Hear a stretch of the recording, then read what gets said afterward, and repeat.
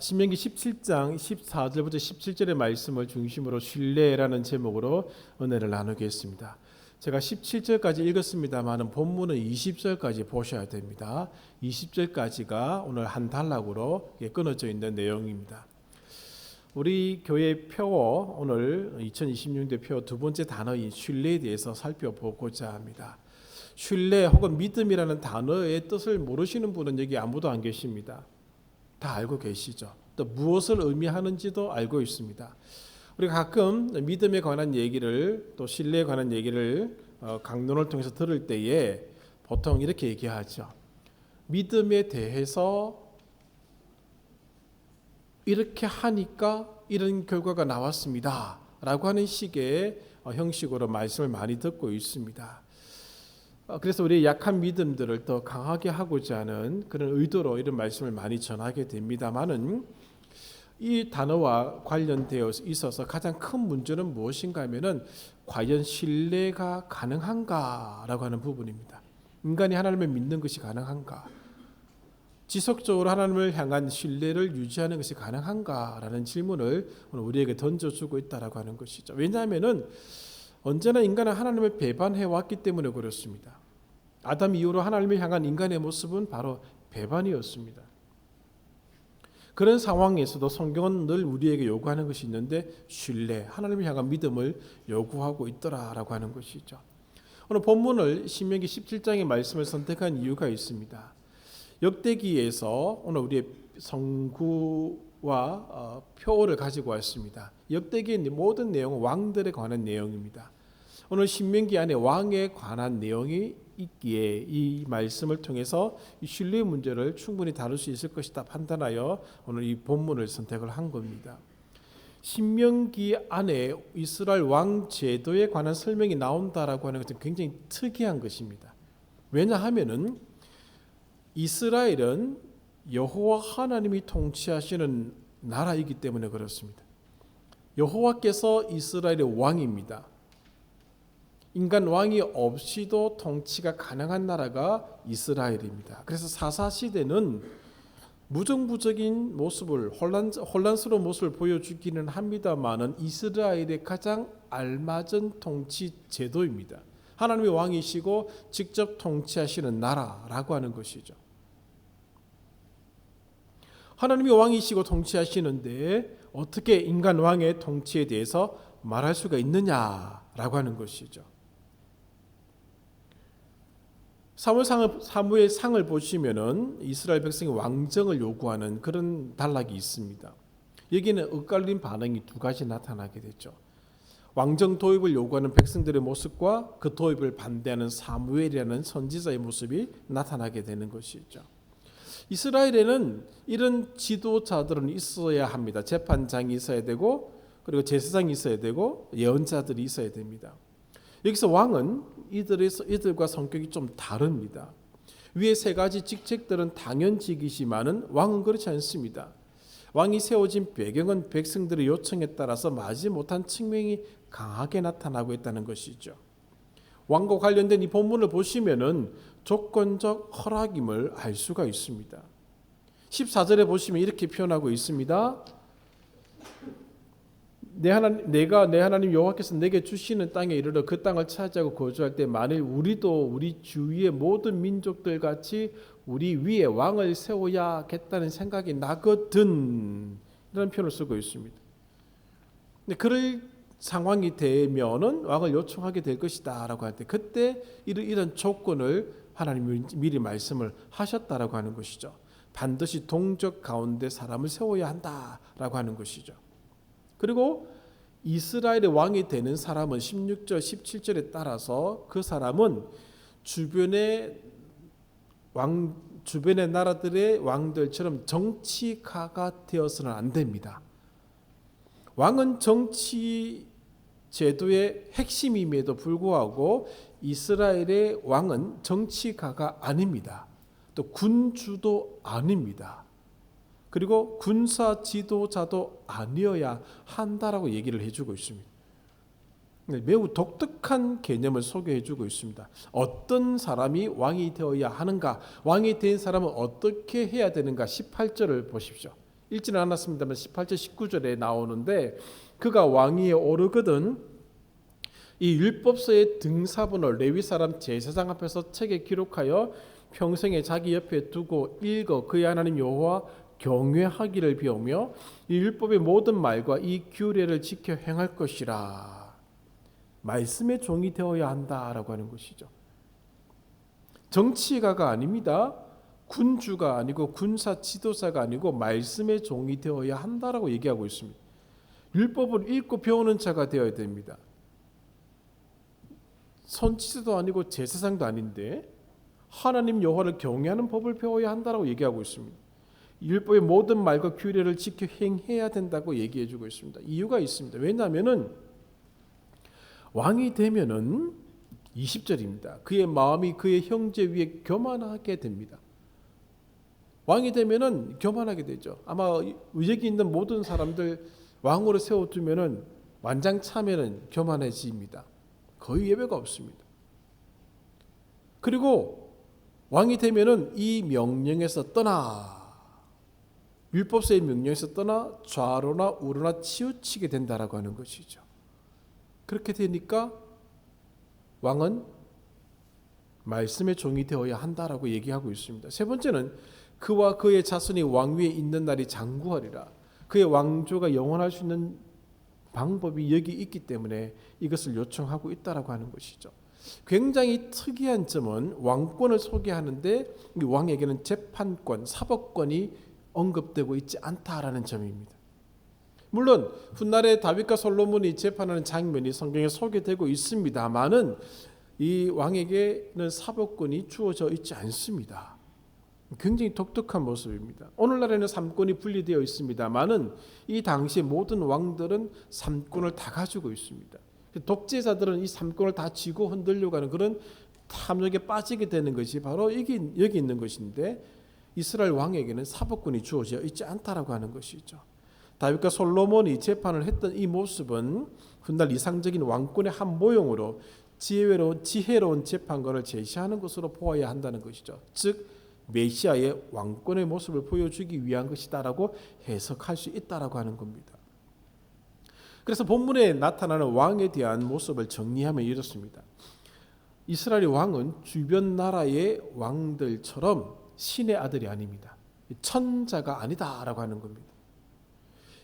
모세 율법을 따르는 일종의 청지기라는 개념이 강하게 나타나고 있습니다. 오늘날의 왕들의 개념과도 다릅니다. 청지기의 개념이 더 강하게 나타나는 것이 이스라엘의 왕의 모습입니다. 그래서 왕에게 요구되는 것이 힘이 아니라 말씀인 것입니다. 제국을 다스리고 나라를 다스리기 위해서는 힘이 필요한데 힘을 요구하지 않습니다. 힘을 가진 자를 세우지 않습니다. 말씀에 순종할 자를 세우고 있다는 점이죠. 그래서 외교력, 군사력, 경제력에 관한 공부를 요구하지 않습니다. 요구하는 것은 율법에 대한 공부를 요구하고 있다는 것이죠. 그리고 1차적으로 왕에게 가장 중요한 것은 여호와를 경외하는 것이다 라고 말씀하고 있는 것이죠. 굉장히 독특한 겁니다. 두 번째는 왕의 사법적 권한에 대해서는 단 한마디도 언급하고 있지 않다는 점입니다. 세 번째는 타국인을 왕으로 세울 수가 없습니다. 그렇게 되면은 완전 나라를 엉뚱한 길로 이끌어 가기 때문에 그런 것이죠. 네 번째는 병마를 많이 두지 말라라고 얘기하고 있습니다. 병마를 구하기 위해서 애굽으로 사람을 보내서는 안 된다라고 하는 것이죠. 병마는 힘입니다. 군사력입니다. 나라를 든든하게 할 수 있는 가장 기초적인 것인데 병마를 많이 두지 말 것을 요구하고 있는 것이죠. 너무 이상하지 않습니까? 무엇을 의지하고 통치하라는 것입니까? 다섯 번째는 아내를 많이 두지 말라고 얘기하고 있습니다. 아내를 두게 되면 오늘 본문에도 말씀이 나오고 있죠. 미혹된다라는 표현을 쓰고 있습니다. 왜 아내를 많이 두게 되는가 하면은 전략적으로 주변의 나라들과 화친을 이루기 위한 수단입니다. 솔로몬이 주변의 나라들과 화친하기 위해서 많은 아내를 두었습니다. 외교 전략의 방법이 이것입니다. 그렇게 하지 말라는 겁니다. 자, 병마를 두지 말므로 군사력을 의지하지 말 것, 아내를 많이 두지 말므로 외교력을 의지하지 말 것을 얘기하고 있다는 것을 보실 수 있습니다. 여섯 번째는 은과 금을 많이 쌓아두지 말라라고 얘기하고 있습니다. 경제력이 아닙니까? 물론 자기를 위해서, 왕 자신을 위해서 은과 금을 쌓아두지 말라라고 얘기하고 있습니다만은 전반적으로 은과 금을 의지하지 말라는 겁니다. 경제력을 의지하지 말라는 겁니다. 나라를 통치하는 사람에게 있어서, 왕에게 있어서 경제력, 군사력, 외교력은 나라의 기본적인 근간을 이루는 것인데 이러한 것들을 의지하지 말라는 겁니다. 왜냐하면 이스라엘의 왕은 율법의 이상을 실현하는 청지기이기 때문에 그렇습니다. 또 하나는 이스라엘의 왕은 무엇보다 하나님을 존귀하게 여기고 하나님을 신뢰하는 사람이어야 하는 것이 가장 우선되기 때문에 그렇습니다. 군사력, 경제력, 외교력을 의지하는 것이 아니라 하나님을 신뢰하는 자여야 이스라엘을 통치해야 한다는 겁니다. 우리가 생각하는 건 너무 다른 모습입니다.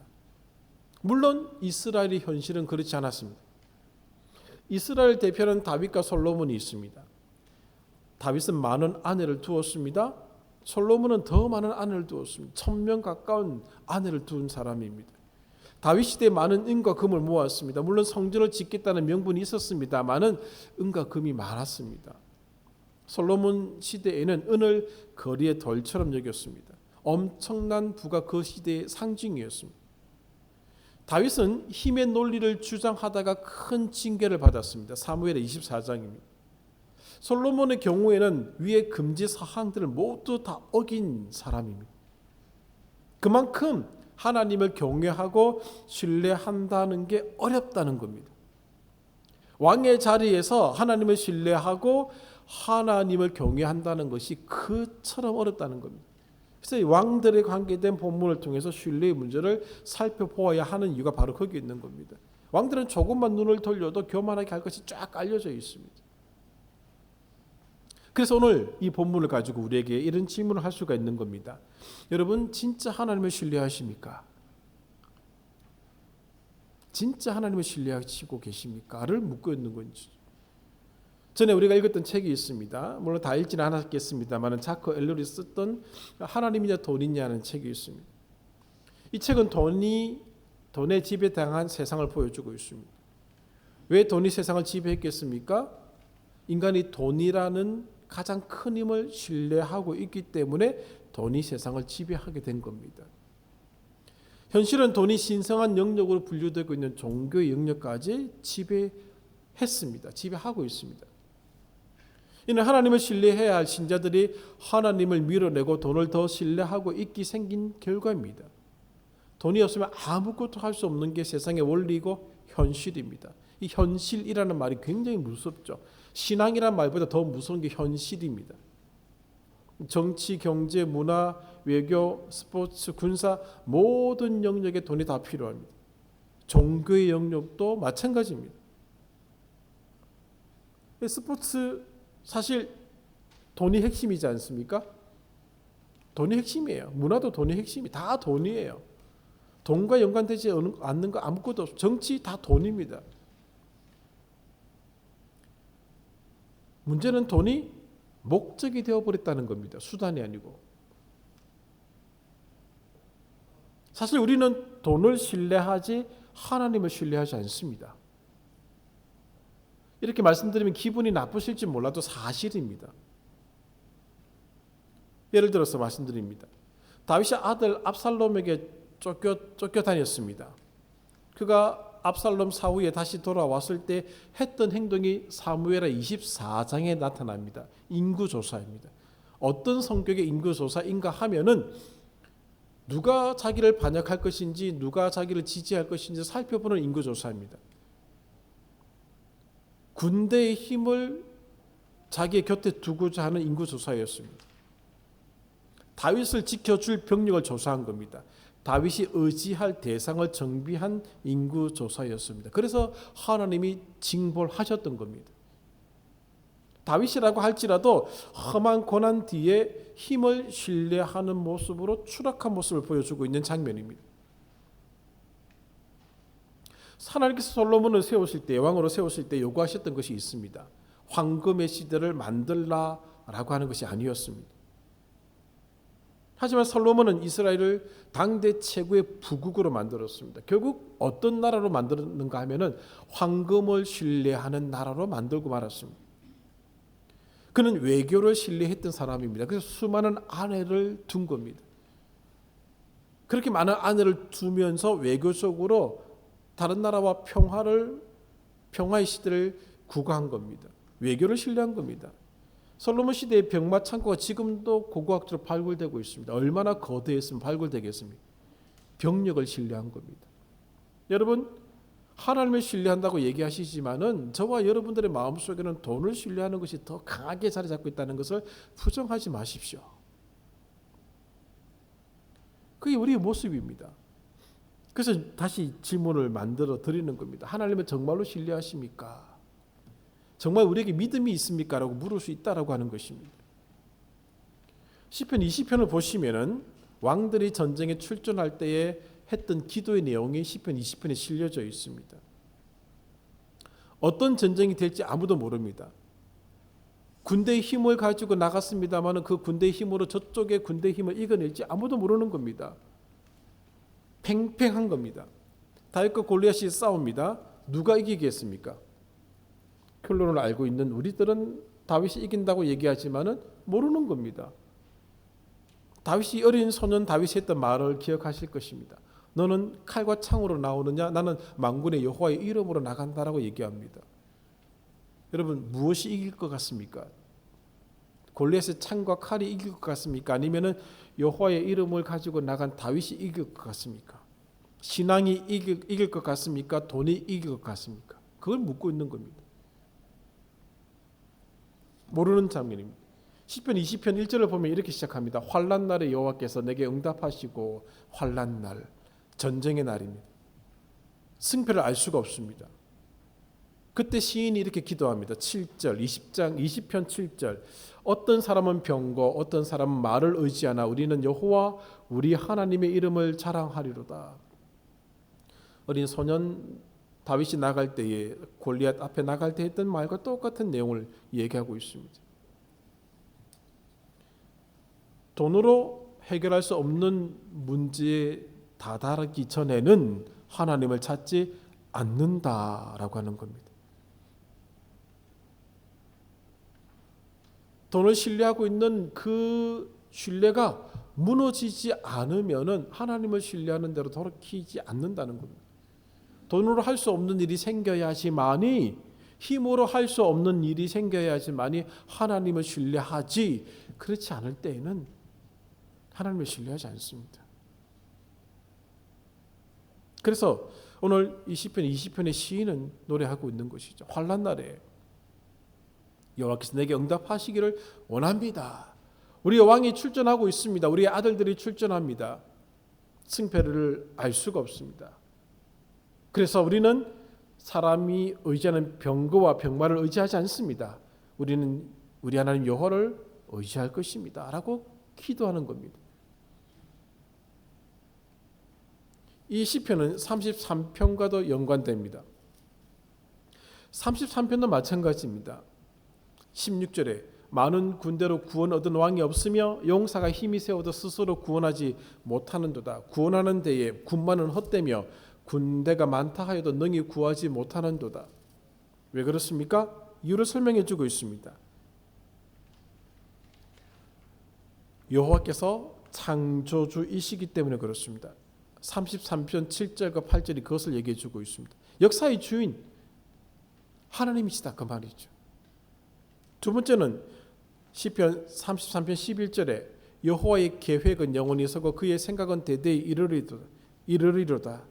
역사의 계획과 역사 의지는 하나님의 것입니다. 그 하나님의 의지와 계획을 꺾을 수 있는 것은 아무것도 없기 때문에 이런 얘기를 하고 있는 것입니다. 세 번째는 13절에 나옵니다.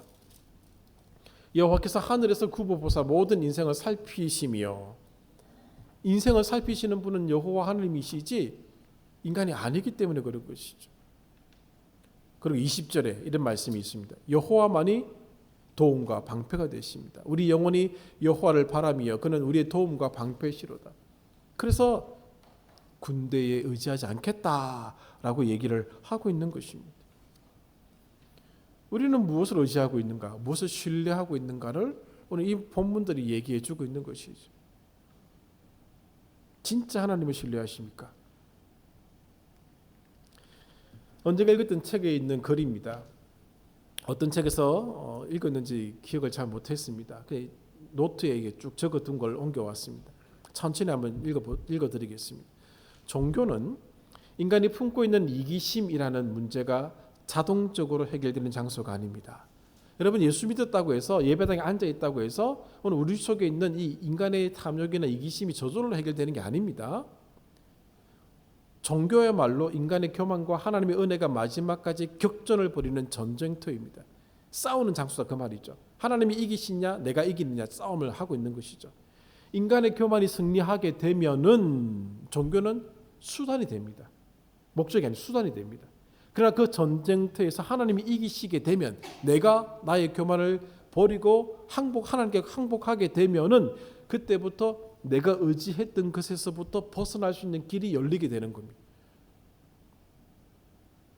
이러한 해방은 정말로 필요하지만은 상당히 드물게 일어납니다. 이 글을 읽고 옮겨둔 겁니다. 하나님을 신뢰하는 문제도 마찬가지입니다. 하나님을 진짜 신뢰하기 위해서는 바울처럼 날마다 죽으셔야 됩니다. 고린도전서 15장 31절 날마다 죽어야 됩니다. 빌립보서 2장 5절에 그리스도의 마음을 품는 결단이 일어나야 됩니다.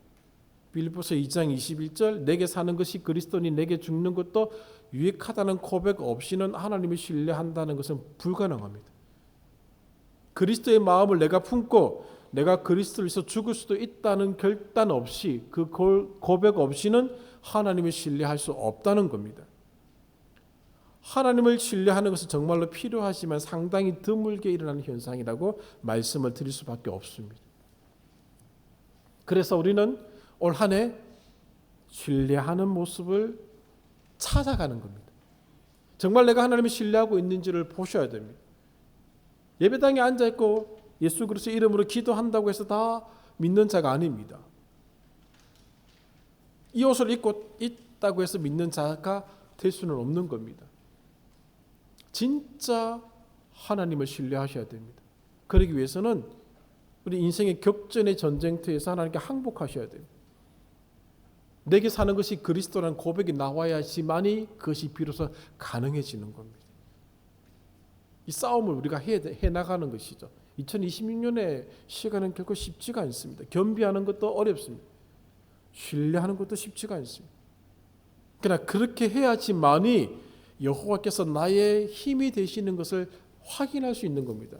시편 18편의 첫 구절을 기억하실 것입니다. 나의 힘이신 여호와여 내가 주를 사랑하나이다. 여호와는 나의 반석이시고 요새시고 건지시는 이시고 쭉쭉쭉쭉. 나의 힘이신 여호와여 내가 주를 사랑하나이다.